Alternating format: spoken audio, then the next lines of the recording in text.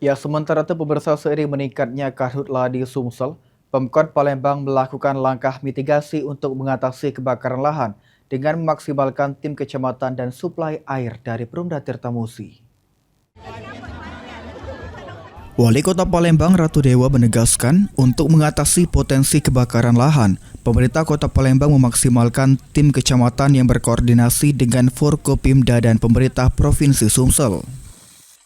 Kemarau panjang ini membuat sumber air seperti di Kecamatan Ilir Barat 1, Kertapati, Alang-Alang Lebar, dan Sematang Borang menjadi terbatas, sehingga menghambat proses pemadaman kebakaran jika terjadi. Untuk itu, pihak Perumda Tirtamusi Palembang diminta memberikan bantuan penyediaan air.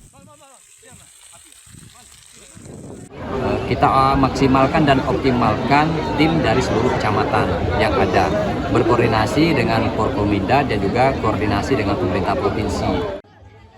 Wali Kota Palembang menghimbau masyarakat Kota Palembang untuk tidak membakar sampah sembarangan karena dikhawatirkan memicu kebakaran. Sandi Pratama, PAL TV.